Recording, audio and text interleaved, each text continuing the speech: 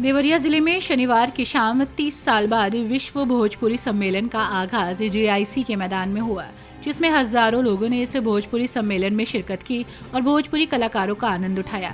मंच से भोजपुरी के दिग्गज कलाकार मनोज तिवारी, भरत शर्मा, व्यास कल्याण पटवारी ने अपनी प्रस्तुति दी, जिससे लोग मंत्रमुग्ध हो गए। जब मनोज तिवारी ने गाना गाया हम बिहारी हैं, तो उन्होंने गमछा घुमाकर लोगों का अभिवादन स्वीकार किया। तो वहीं कई गानों पर लोग जमकर मस्ती करते नजर आए।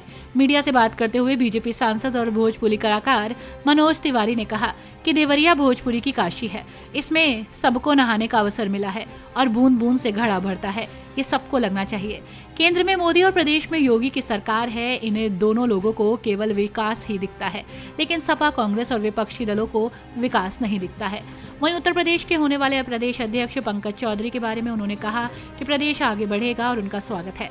वहीं भोजपुरी की दिग्गज कलाकार कल्पना पटवारी ने कहा कि पूर्वांचल के देवरिया में जो विश्व भोजपुरी सम्मेलन हो रहा है, मैं सबको बधाई देती हूँ, क्योंकि देवरिया से उनका पुराना नाता है। लेकिन उन्होंने इस बात का अफसोस जताया कि पूर्वांचल में भोजपुरी कलाकार राजनीति में जा रहे हैं, लेकिन आज भी भोजपुरी भाषा को 8वीं अनुसूची में शामिल नहीं किया गया और वो लगातार धराशायी हो रही है, जो अफसोस की बात है। भोजपुरी के उत्थान के लिए वो लगातार काम कर रही हैं। बड़ा देर बाद हुआ है। देवरिया हम मानतनी कि देवरिया भोजपुरी के काशी है। देवरिया से भोजपुरी के साहित्य, संस्कृति और गीत संगीत सब यहाँ से या तो बनेला या तो सजेला। देवराहा बाबा के धरती देवरिया, यहाँ 30 साल बाद भोजपुरी विश्व भोजपुरी सम्मेलन होके या भोजपुरी के सम्मेलन होके, अभी तो खुशी के बात बाटे, लेकिन इतना गैप हो गई एकरा में हमनी के मन उदास हो जाला। हम तो प्रार्थना करतनी पूरे देवरिया वासी और आसपास कि देवरिया जौन हमारा भाव में भोजपुरी के काशी बा, एह गंगा में नहाए के मौका लोगन के मिलत रहे के चाहिए हर साल। हम सिद्धार्थ के बहुत समय से यह बात खातिर प्रेरित करत रहली। ए साल भइल बाटे, बहुत खुशी के बात बा। अभी बंद नहीं होके के चाहिए, हर साल एक एक करे के चाहिए और बूंद बूंद से घड़ा भरेला।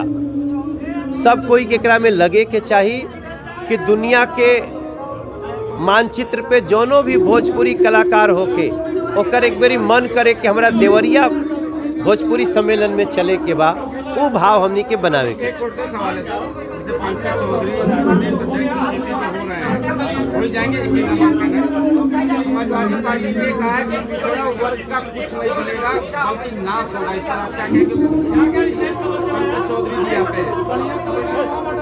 देखिए, ये जो सरकार हम लोगों की चल रही है, केंद्र में मोदी जी, प्रदेश में योगी जी, इन लोगों को सिर्फ और सिर्फ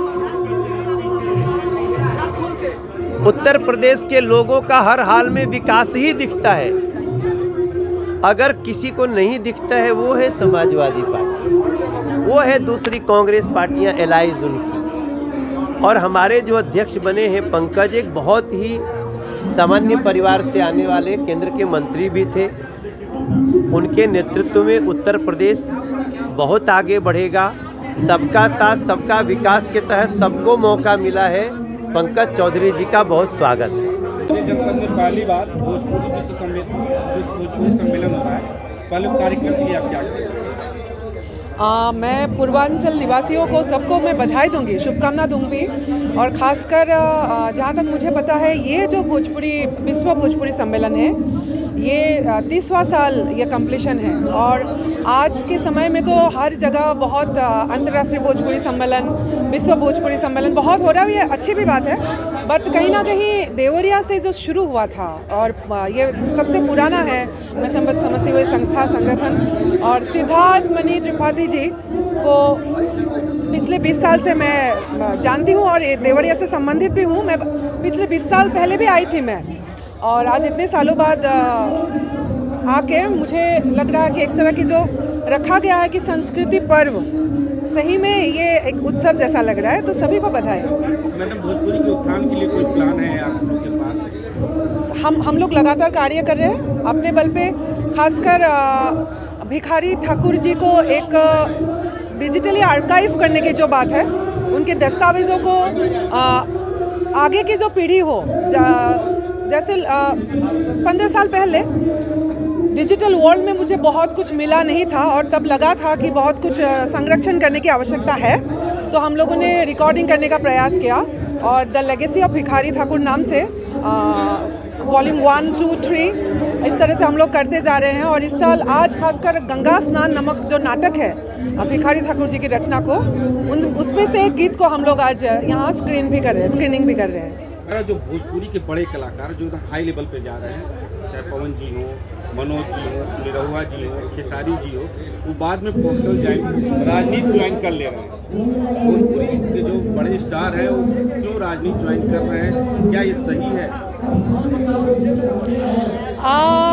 राजनीति पार्टी में कुछ साल पहले तो मैं भी हिस्सेदार थी, कि हालांकि ऑफिशियली आज कोई भी पार्टी से मैं संबंधित नहीं हूँ।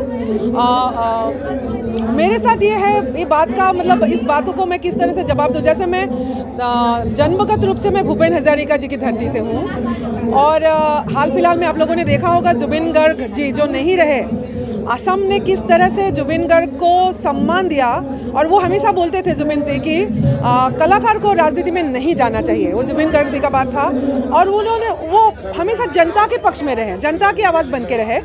और आज उनके जाने के बाद जो अभिलेख सृष्टि हुआ, उनका जो शव यात्रा में मिलियंस लोग आए, ये पूरे विश्व भर में रिकॉर्ड की 4th स्थान पे रहे, रिकॉर्ड हुआ। तो एक तो मैं असम को भी देखती हूँ, और फिर शारदा सिन्हा जी जब नहीं रही छठ के समय पिछले साल, घाट में कितने लोग हुए थे, उनको सम्मान देने के लिए घाट में शायद 500 लोग भी नहीं थे। तो मैं समझ ये नहीं पाती हूँ, दोनों अलग प्रांत है असम और पूर्वांचल, तो शायद यहाँ ये चलन ज़्यादा है कि कलाकार धीरे से बाद में राजनीति की तरफ जाते हैं।